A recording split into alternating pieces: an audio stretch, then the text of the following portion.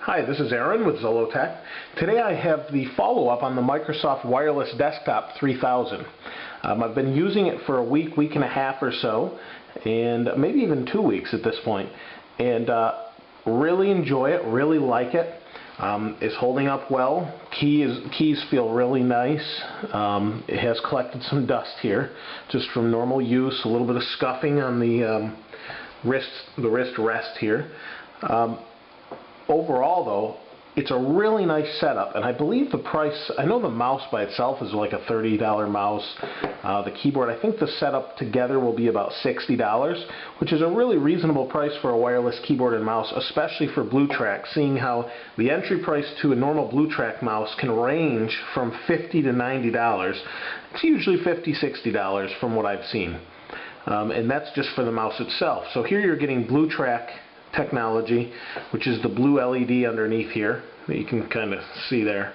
It's a blue LED, and because of the wavelength of the light spectrum reflecting off the different surfaces, you can see it there, reflecting off different surfaces, it is easily or tracks much better in different types of surface environments. A lot of the demos they showed was granite, that sort of thing. My experience from this is I did some tests for interference and distance. It says it can reach, the back of that box says this can go up to 30 feet. In my personal tests with that, it will go up to 30 feet, a little bit beyond, and it still tracks well and that sort of thing. I don't really see a need to do that, but you certainly could use this on your lap if you had like one of those lap tables or something and you wanted to use it on your television with whatever PC or Mac or whatever you're using it on, say as a theater PC, something like that. It would certainly work well for that situation as far as distance. I did experience a little bit of interference, and that was only at my home when I was using it. I tried it at work and at home.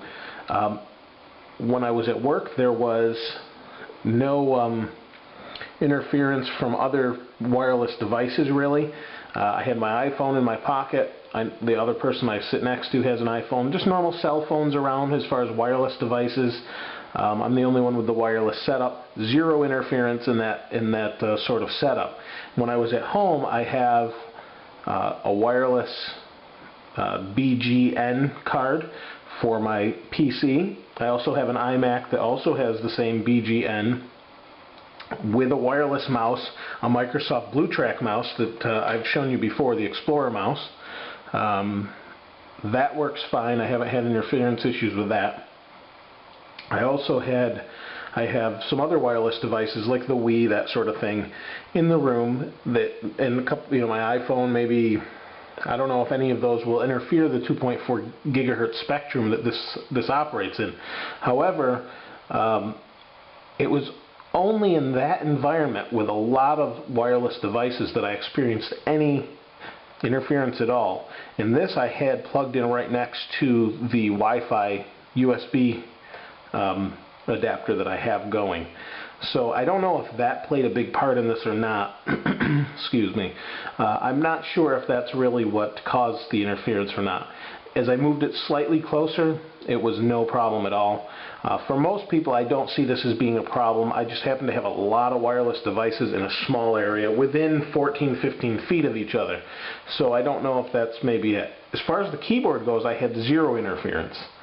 If this is within 3 feet, you won't have any interference issues at all.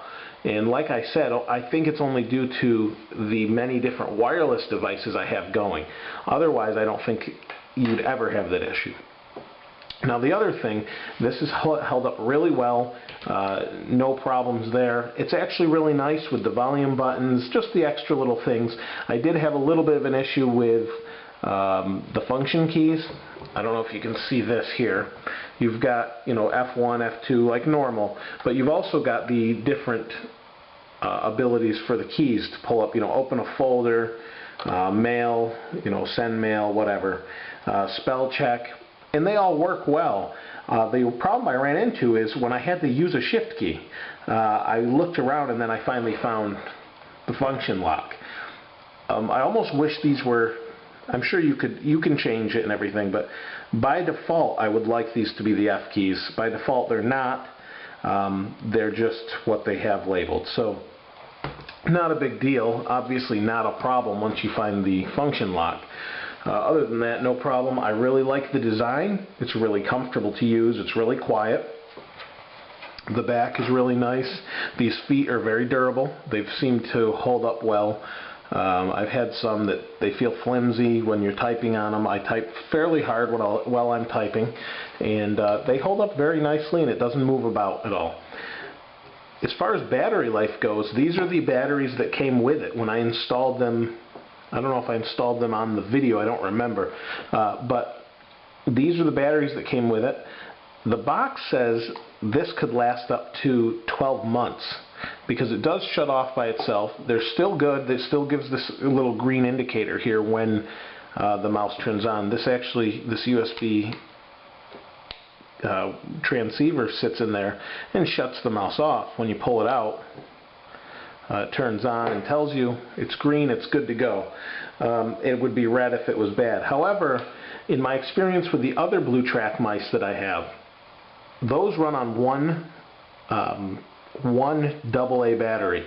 This has two in it, and I don't know how long that will really last. In my experience on the others, using them 10 hours a day, 4 days a week, 8 to 10 hours a day, 4 days a week or so, I find that one battery will last about 2 to 3 weeks, maybe a little bit longer. So 2 AA's, depending on, now this is a newer mouse, maybe it's less power consuming, I don't know.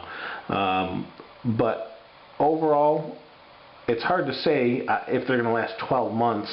I guess I could let you know eventually if it really lasts that long. But I can tell you just from using them, they last as long as any wireless mouse, and you're not going to have an issue, especially if you get some rechargeable batteries for it. These are the included, I think they're Energizer or something. I think they included with this. As far as ergonomics go with the mouse, I really like it. It's very large. It is ambidextrous, so if you are left-handed and you can't go with the traditional BlueTrack Explorer mice that came out earlier this year, this is going to be your choice. You do have, it's identical each side. You've got a back button or forward button or however you assign it.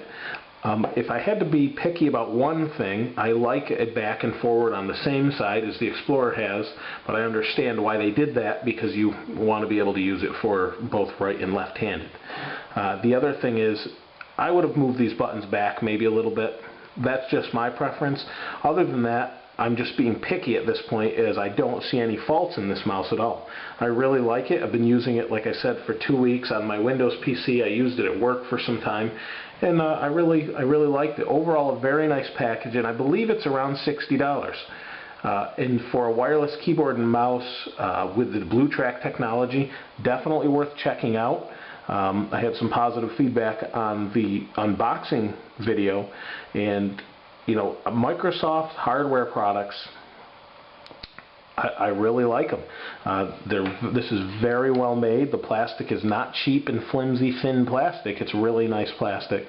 It is showing some marks as it's got a glossy finish, but overall, really nice package. Definitely check it out if you're in the market for a new wireless keyboard and mouse, especially with the BlueTrack and you have a Surface that for whatever reason won't work well and you don't like a mouse pad, or wherever you may want to use it. Works on jeans, even carpet. It works on just about anything as long as it has a reflective surface and isn't transparent. You're good to go. This is the Wireless Desktop 3000 from Microsoft. This is Aaron with Zollotech. I'll see you next time.